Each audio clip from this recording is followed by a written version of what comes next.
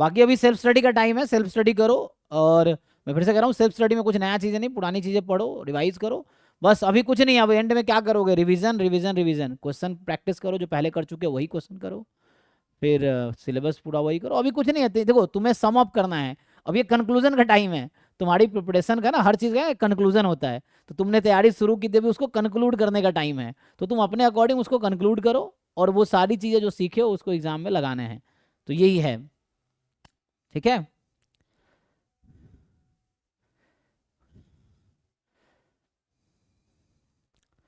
बाकी कुछ क्वेरीज है तो पूछो। अब 2 दिन बचे हैं, पॉजिटिव रहो, खुद पे भरोसा रखो, जो तैयारी की वो काफ़ी है। बाकी सिलेबस PYQ रिवाइज करते रहो, टेस्ट के भी चाहो तो नया टेस्ट देने का मुझे लगता है बहुत ज़्यादा फायदा नहीं है, क्योंकि उसमें फिर डिमोटिवेट हो जाओगे, कुछ वैसा होगा तो। सो वैसा है, नहीं तो फिर है ना, प्रैक्टिस कर सकते हो, क्वेश्चन प्रैक्टिस करने में कोई दिक्कत नहीं है। हाँ, PYQs को ही रिवाइज कर लो, PYQs हर ईयर का पेपर उठाओ, लिखना नहीं है, तुम बस देखो, मान लो पेपर खोल लिया लैपटॉप में या फोन में या हाथ में प्रिंटेड है, उसको देखो पहला कैसे होगा, तुम ब्रेन बस सोचो कि पहला क्वेश्चन है उसको कैसे कर सकते हैं, दूसरा क्वेश्चन कैसे कर सकते हैं, अप्रोच तुम्हारे पास होने चाहिए। और सारे क्वेश्चन, अगर तुम हर पेपर के सारे क्वेश्चन तुम्हें आ रहे हैं, अप्रोच पता है, तो ठीक है, तैयारी अच्छी है। वैसे ही सिलेबस उठाओ, एक एक टॉपिक के बारे में सोचो कि भैया इस टॉपिक के बारे में क्या जानते हो, क्या डेफिनेशन है, क्या थ्योरम है, क्या रिजल्ट है, इस तरह से चीज़ें, क्वेश्चंस कैसे हो रहे थे। तो वो सब तुम ब्रेन स्टॉर्मिंग टाइप का कर सकते हो, उससे क्या दिमाग में चीज़ें एक बार रिकॉल हो जाएंगी। यही है रिवीजन का, क्वेश्चन प्रैक्टिस कर सकते हो जो पहले कर चुके हो, जो मुश्किल क्वेश्चन दोबारा रिवाइज कर सकते हो, PYQ बैठ के सॉल्व कर सकते हो। मगर अभी कंक्लूजन का टाइम है, पूरे साल जो पढ़े उसको कंक्लूड करो, यही है बस, है ना जी। इसमें क्या है आपका 80 82, 80 में क्या है बताइए, देखिए 80 जो है कि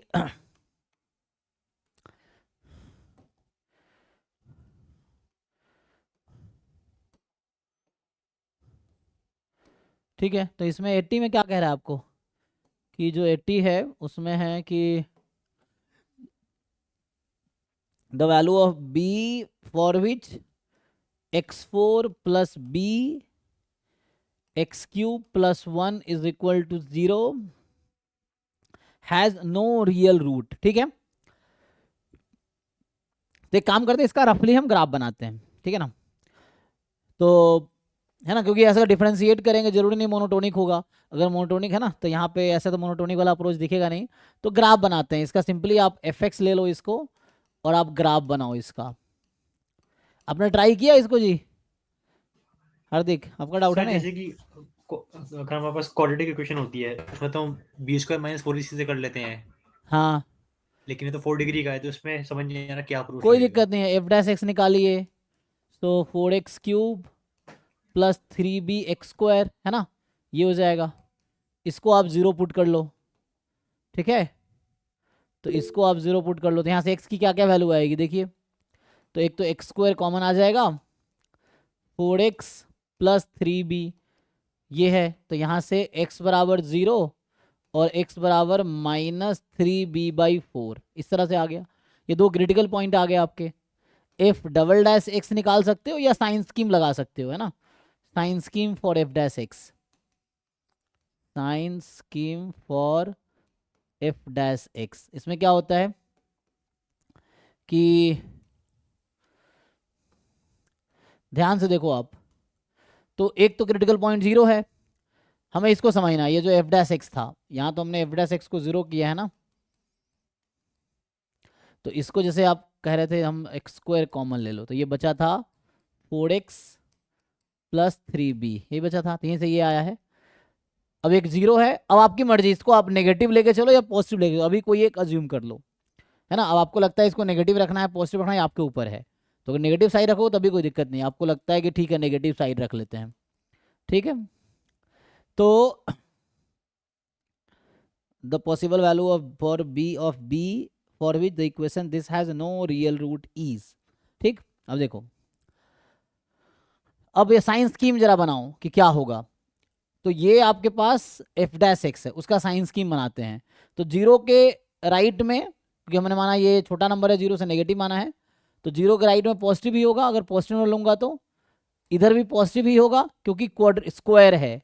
तो अगर कोई पॉजिटिव नंबर लोगे तो आंसर पॉजिटिव ही आएगा, x की वैल्यू, ठीक है, या चाहो तो इसको आप ऐसा समझ सकते हो, अगर और खींचते हैं ना, 4 कॉमन ले लो, 4 निकाल लो, तो 4x² निकालते तो ऐसा बचता ना, x+3b/4 ऐसा बचता, ये चीज़ है। तो लार्जर और प्लस प्लस, और यहाँ आई थिंक लगता है माइनस हो जाएगा, होगा, देखो अगर कोई नंबर उससे कम लेंगे तो नेगेटिव आएगी। सो ये आपका रफली आपको यहाँ से क्या समझ आ रहा है कि -∞ से -3/b में फंक्शन डिक्रीजिंग है, फिर इस पॉइंट पे फंक्शन इंक्रीजिंग हो गया, और ये इंक्रीजिंग ही है, तो 0 यहाँ इन्फ्लेक्शन पॉइंट है, 0 is point of neither maxima nor minima. और ये जो आपके पास है, तो इसका मैं रफली ग्राफ बनाऊंगा, देखो अब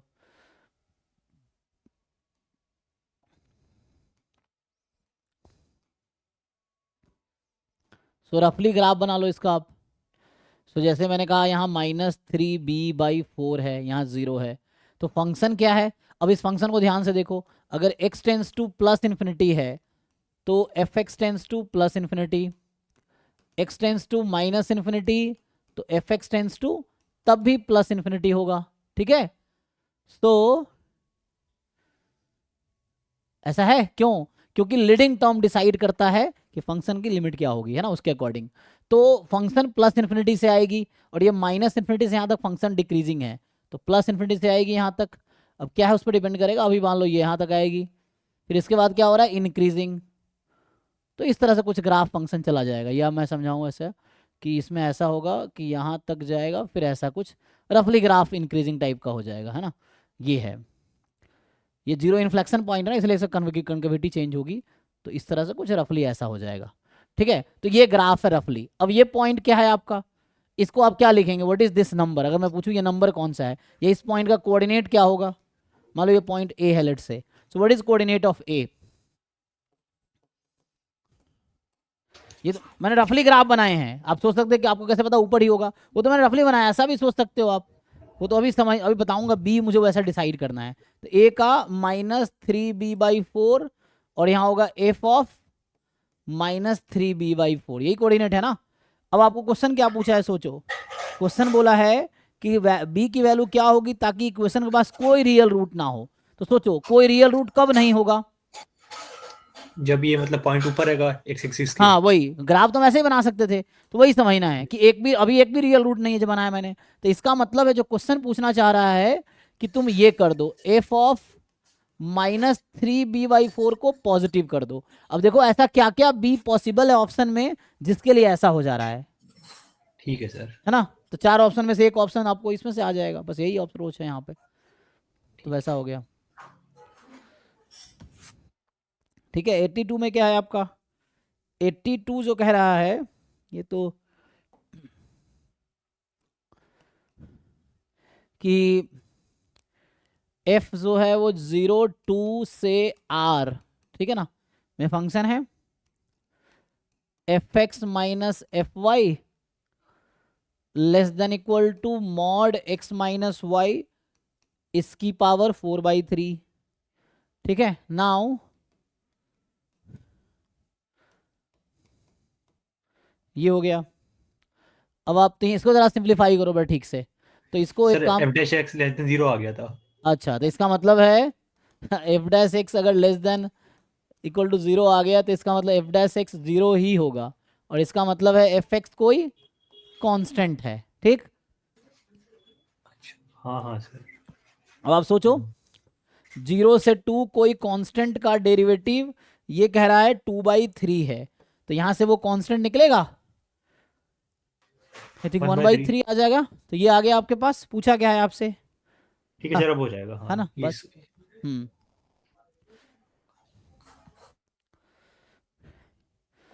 तो जो नेक्स्ट है, हो गया, ये भी है 54।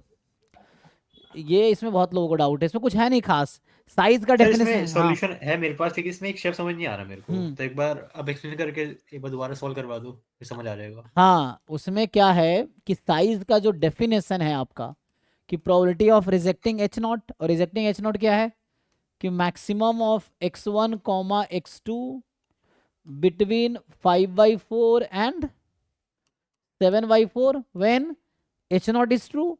h0 में है थीटा, देखो दो पार्ट में है ना, यूनियन है ना, तो थीटा या तो 0 से 1 में है, और थीटा 2 से ज्यादा है, यही है, देखिए ऑप्शन यही है ना, रिजेक्टिंग एच नॉट। अब बस आपको देखना है क्या पॉसिबल है, जिसका निकालो प्रोबेबिलिटी, कैसे निकालोगे? तो आपके क्वेश्चन में एक्स आई क्या था? सर इसको पहले बीटा में ट्रांसफॉर्म कर दिया, हाँ, थीटा से डिवाइड करके। हमारा जो एक्स आई है यूनिफॉर्म 0 थीटा है, तो एक्स आई अपॉन थीटा क्या हो गया? यूनिफॉर्म 0 1 है। हाँ सर, और तो फिर इसका मैक्स हो गया बीटा टू हाँ, कमा क्योंकि वन मैक्स मतलब सेकेंड ऑर्डर, ये सेकेंड ऑर्डर स्टैटिस्टिक्स है एक्चुअली। तो सेकेंड ऑर्डर स्टैटिस्टिक्स हो जाएगा बीटा में, 2,1। हाँ 2,1, ठीक। तो यहां से आ जाएगा बीटा 2,1। एंड नाउ तो अब बीटा इसका सीडीएफ क्या है बताइए मुझे, बीटा 2,1 का सीडीएफ क्या है? 2t पीडीएफ, पीडीएफ बता रहे, सीडीएफ बता रहे? पीडीएफ। पीडीएफ है 2t, चलो पीडीएफ 2t कब है? लेट्स से इसका नाम टी रख दिया हमने। तो ये आपका सेकेंड ऑर्डर स्टैटिस्टिक्स है, सीधा सीधा इसका नाम है ना, ये सेकेंड ऑर्डर स्टैटिस्टिक्स, जिसको मैं टी बोल रहा हूँ। तो ये सेकेंड ऑर्डर, इसका नाम मैं टी रख रहा हूँ, है ना, इस तरह से। तो ये कुछ ऐसा हो जाएगा। अब बताओ सर चलो। हाँ वो थीटा से दोनों साइड थीटा से डिवाइड भी होगा, 5/4 और 7/4। हाँ, यहाँ 2 आएगा ना, एक मिनट। तो यहाँ पे अभी हम अगले स्टेप में लिखेंगे कि x2 अपॉन थीटा, तो 5/4 थीटा, 7/4 थीटा, है ना, जब थीटा 0 और 1 के बीच है, या theta more than equal to 2 है, यही है। अब बताओ इसका पीडीएफ क्या है? 2t 2 टाइम टी कब? जब जब, t 0 से 1 है।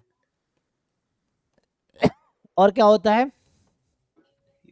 यही है ना। अब हाँ सर। बताओ मुझे, थीटा अगर 0 से 1 में है, तो इसकी वैल्यू की रेंज क्या आएगी? 0 से 1 में आएगी या अदरवाइज आएगी? चलो कोई नंबर ले लो, 1/2 ले लो एग्जांपल के लिए, हाँ ठीक है ना। सर, 5/4 से इन्फिनिटी आ रही है। तो मतलब अभी हाँ, तो ये अगर मैं थीटा को 1/2 ले लेता हूँ समझने के लिए, तो ये क्या हो जाएगा, 1/2 लेंगे, 5/2 जो कि 1 से ज़्यादा है। हम्म, और यहाँ रखोगे तो 7/2 जो कि, तो उस केस में ये कहना चाह रहा है कि रैंडम वेरिएबल अगर थीटा 0 से 1 के बीच लोगे ना, तो ये हाँ वैल्यू हाँ जो होगी एक्चुअली, अभी मैं 0 हो थीटा हाफ जाएगी। रखा, तो ये प्रोबेबिलिटी है ना 5/2 से 7/2 तक हो गई, जो कि आउट अदरवाइज है। तो उस केस में इसका आंसर 0 होगा जब थीटा 0 से 1 में है। और अगर थीटा मोर देन 2 है, तो देखो फिर उसके में इसका रेंज क्या होगा, जब थीटा हाँ को तो अगर, तब रेंज में तो 0 0 से से 1 में 5/8 आएगा। है। तो इसका हाँ मतलब अब हाँ ये 2t का इंटीग्रेशन होगा, इसको टी बोल रहे हैं, इसको हमने टी बोला ना, एक मिनट, ये तो x2 था, हमने इसको टी बोला है, टी बोला है यहाँ पे x2 अपॉन थीटा को, ठीक है ना, x2 अपॉन थीटा यहाँ पे, तो उसको टी बोला है, ये हमारा टी है, ठीक है। तो ये हो गया कितना, 5/4 थीटा से 7/4 थीटा, बताओ कितना आया, ये कब है, जब theta more than equal to 2 है। अब निकालो 0, 3/2 थीटा स्क्वायर। 3/2 theta square. अब यहाँ थीटा अब जब 0 से 1 में है, और आपको पता होगा जब साइज या पावर थीटा का फंक्शन आता है, आपको एक नंबर आंसर चाहिए, तो you have to maximize maximize this करते हैं। फंक्शन। तो इसको मैक्सिमाइज, इसकी मैक्सिमम वैल्यू क्या होगी इस इंटरवल पे, तो ये तो डिक्रीजिंग थीटा की फंक्शन है। वैल्यू 2 आ जाएगी। हाँ, ये डिक्रीजिंग फंक्शन है ना, तो ये मैक्सिमम हाँ तब हाँ होगा जब थीटा को सबसे छोटी वैल्यू दोगे, तो सबसे लार्जेस्ट वैल्यू देगा। थीटा लार्ज करोगे स्मॉलेस्ट वैल्यू, तो मुझे मैक्सिमाइज करना है, तो इसकी जो मैक्सिमम वैल्यू आएगी वो आ जाएगी 3/2 × 4, ठीक है ना। 4 क्यों कर रहा हूँ, थीटा बराबर 2 पे मैक्सिमम ठीक है। मिलेगा मुझे, तो ये आंसर हो गया 3/8, ये आंसर है। ठीक है सर, बस वही वो स्टेप समझ नहीं आया था ऊपर वाला हम्म, एक। ये बस रेंज में सपोर्ट में होने चाहिए वैल्यू, ये है।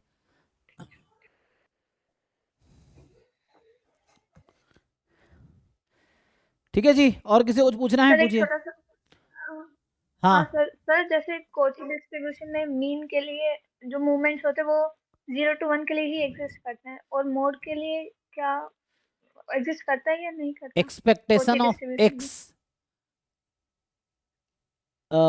नहीं मॉड एक्स का ही फॉर्मूला है, expectation of mod x exist, ये मॉड एक्स के लिए ही है, कब लिखाया था मैंने? अल्फा का मॉड शुडली ग्रेटर देन 1। नहीं, एग्जिस्ट करेगा जब सर लेस देन मोड 1, हाँ हाँ लेस देन 1 है पे। ना, और does not exist more than equal to 1 के लिए।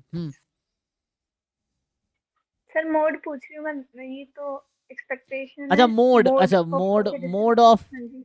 Mode I think mean median mode ना, तो इसमें मोड 0 होता है शायद, मीडियन स्टैंडर्ड कॉची में बता रहा हूँ मैं, स्टैंडर्ड कॉची जो होता है जिसका पीडीएफ है 1/π1 + x², x is real number. आप सोचिए कि ये मैक्सिमम वैल्यू कब देगी, पॉइंट ऑफ मैक्सिमा निकालो, इसका मुझे लगता है 0 पे आएगी। यही मीडियन भी होता है। मीन एग्जिस्ट नहीं करता है, हाँ e x does not exist, है ना, e x does not exist because of definition. Mode 0 और मीडियन 0 होगा, चेक करो। ये एक फंक्शन है, ठीक मान है लो, सर। इसको डिफरेंशिएट करके 0 पुट करो, क्या आता है, इसको डिफरेंशिएट करो और इक्वल टू 0 कर दो तो x बराबर 0 आ जाएगी। तो जो 0 x बराबर 0 वो आपका मोड है, ठीक है।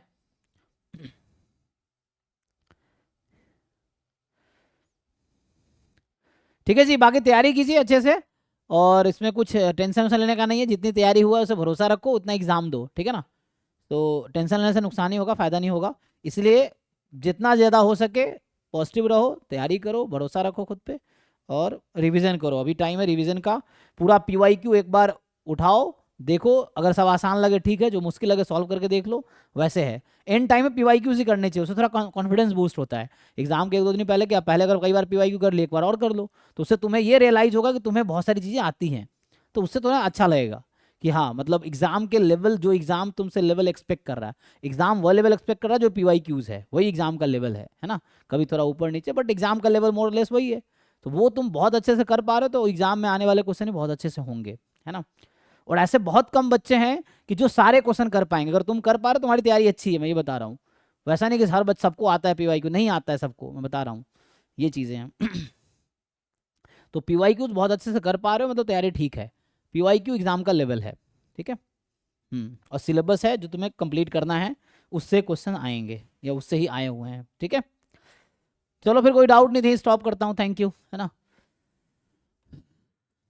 और अच्छे से रेस्ट लो, तैयारी करो।